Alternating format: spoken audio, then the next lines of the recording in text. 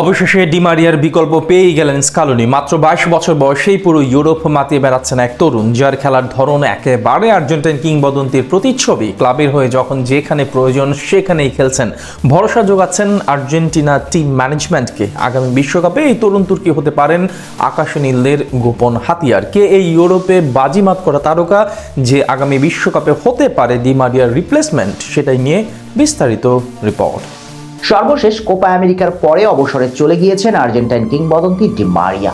এরপর আর্জেন্টিনার এই পজিশনটা নিয়ে বেশ চিন্তামগ্ন আছে ভক্ত থেকে শুরু করে স্বয়ং আর্জেন্টাইন ওস্তাদ স্কালোনিরও। অনেকে তো এও বলছেন আগামী বিশ্বকাপে বিশ্ব চ্যাম্পিয়নরা হট ফেভারিট হলেও তারা একেবারেই উইংলেস টিম। নেটিজেনদের কথা একেবারে ভিত্তিহীন বলার তো সুযোগও নেই। কোপা আমেরিকার পরে আর্জেন্টিনার টি শার্ট মারিয়া তুলে রাখার পরে কার্যত আর্জেন্টিনার টিমে তো সেই অর্থে কোনো উইঙ্গারেরই দেখা যায়নি। সুযোগ দিয়েছেন হাতে গোনা যে কয়েকজন তরুণকে, তারাও তো নিজেদের সেভাবে মেলে ধরতে পারেননি। তাই এই পজিশনটা বেশ দুশ্চিন্তার ছিল স্কালোনির জন্য। তা নিয়ে যখন রাজ্যের অন্ধকার, তখনই যেন মশাল হাতে আলোর দিশারি হয়ে ইতালিয়ান সিরি আতে চড়ে চলছেন এক তরুণ। নামটা তার মাতিয়া সৌলো।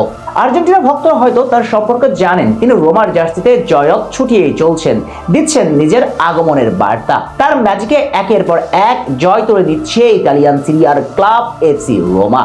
কিন্তু আপনি কি জানেন এই মাতিয়া সৌলো আগামী বিশ্বকাপে হতে পারেন স্কালোনির বাজির ঘোড়া? যে গতিতে ছুটছে এই তরুণ তুর্কি, তাতে আপনি তার মাঝে খুঁজে পাবেন আনহেল ডি মারিয়াকে। বিশ্বকাপের রাইট উইংয়ে হতে পারেন মারিয়ার রিপ্লেসমেন্ট। কেন এমন দুঃসাহসিক কথা বলা হচ্ছে সেটার দুয়ে দুয়ে চার মিলিয়ে নিন। সংখ্যাতত্ত্বের আলাপ দিয়েই শুরু করা যাক। চলতি মৌসুমে এই ইয়াংস্টার খেলেছেন 23 ম্যাচে, করেছেন 6টি গোল এবং 2টি অ্যাসিস্ট, যেখানে তিনি প্রতি ম্যাচে গড়ে 80 মিনিট করে মাঠে ছিলেন।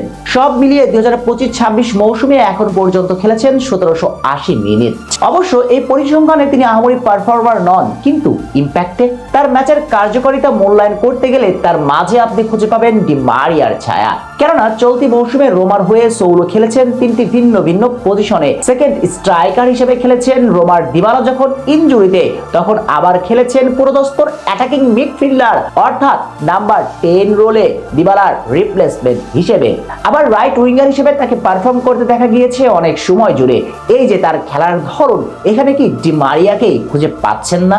আসলে চলতি মৌসুমে ম্যাচের পর ম্যাচ পায়ের ঝলক দেখিয়ে ড্রিবলিং এর গতিতে ভেঙে ফেলেছেন প্রতিপক্ষের দুর্গের আত্মবিশ্বাস। নিজে 8 গোল অ্যাসিস্ট করলেও ডমিনেটিং ফুটবল খেলে প্রতিপক্ষের আত্মবিশ্বাস নাড়িয়ে সতীর্থদের জন্য কাজটা করে তুলেছেন সহজ থেকে সহজতর।